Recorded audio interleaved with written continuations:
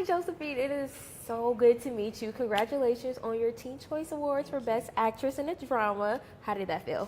It was very, very flattering because it was basically all because of the fans, because it's dependent on how many votes you get from fans and everything. And yeah, I just wish we were able to go to the ceremony because we were filming.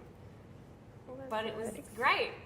Speaking of filming, I watch you film all day today. Yeah. And one thing I've noticed is the evolution of your character and her style. So please tell us about that.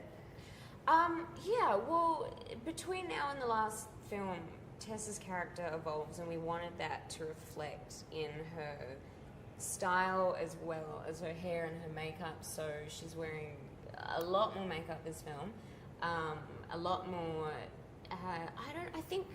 I think she's just grown more into her sexuality as a woman, and so her clothing is reflecting that, and also she's choosing some more mature items and Hello. Yeah, she's a lot sexier. Yeah. How do you feel the role of Tessa is challenging you as an actress the second time around? I'm just excited to be able to play the same character except at a different point in their life, because in this film she's more mature, she's more jaded, she's more experienced, she's more confident, and it's really exciting to get to go back into a role you initially did, except get to play that person at a different point in their life. So I feel like that's an exciting challenge. So with that being said, what were some of your favorite scenes to film? Well, we're only week 3, so we haven't done everything yet, but we've had some really fun fight scenes so far. I got to pelt Hero with bread rolls in a hallway, which was a lot of fun. Yeah, probably just the fight scenes between Tessa and Harden, because we didn't get into that and get into the tumultuous nature of their relationship on the first film as much, so that's been really fun. So you've been on set for almost 12 hours. So tell me, how do you unwind after such a long day? How do you just let go of Tessa? You go back to your hotel room and you go to sleep, and then you just wake up and do it again. Just sleep. I think that's all you really get time to do. What do you enjoy doing in your spare time in Georgia? Well, just because of the schedule, we haven't had a lot of time to go out. But the last time I was in Atlanta, we got to go and visit the aquarium, which was really great. And we're trying to make some time, I think, over Labor Day weekend to go up north somewhere to a lake. Oh, cool. But, yeah, just hanging out with the cast, I think, because we're all. It's a really great cast, and everyone's really close and gets along. So it's nice to be able to hang out with people that you're friends with as well as working with. Cool. We are so excited for the film, and congratulations. Thank you. Hero, it is so nice to meet you. You too. Now tell me, how does it feel being every adoring Afternator's man crush every Monday? It's very flattering. I appreciate it. Yeah, I don't know what to say. I don't know how to feel, but it's not the worst thing in the world. It's not. It's definitely not. Since the release of After and the Afternators just embracing you so well, what do you say is the biggest thing that has changed about your life? My availability. Ooh. Yeah, I'm just busy now, I'd say. I try not to let anything change that's within my control, so I just think it's just that I'm busy, and that's a good thing. Going to the malls can't be easy for you anymore. I never really loved shopping or going to the mall too much anyway, so it's that's not the biggest problem. But yeah, I'm definitely I do miss the ability to walk around certain places more freely. Since you're reprising your role as Hardin Scott, how do you feel like this role is challenging you as an actor the second time around?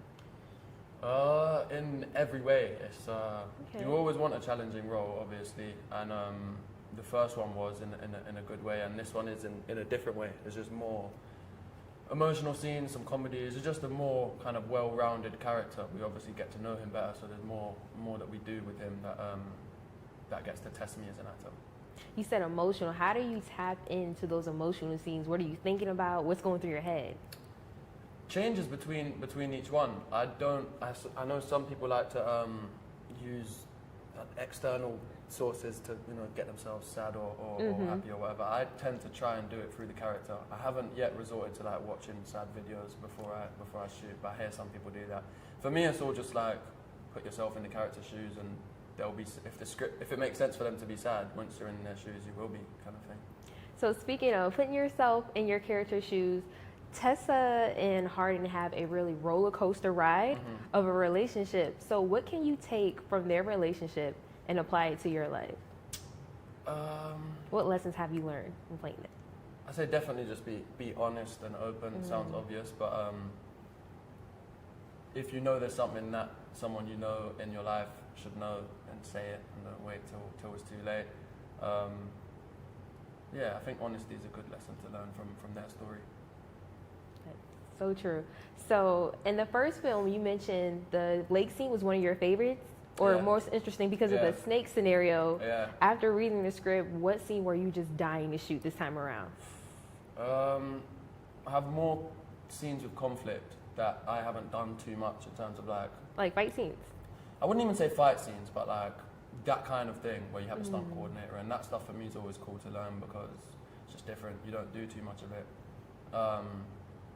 There are a lot of scenes I was excited for this time around, but I don't want to give anything away. But yeah, Can you tell us where it's being shot at least?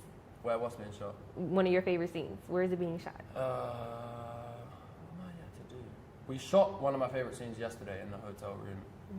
It's the only scene it's the main scene with Tessa, Trevor, and Hardin, and obviously that dynamic's really, really fun to play with. I wish we had more scenes with the three of us.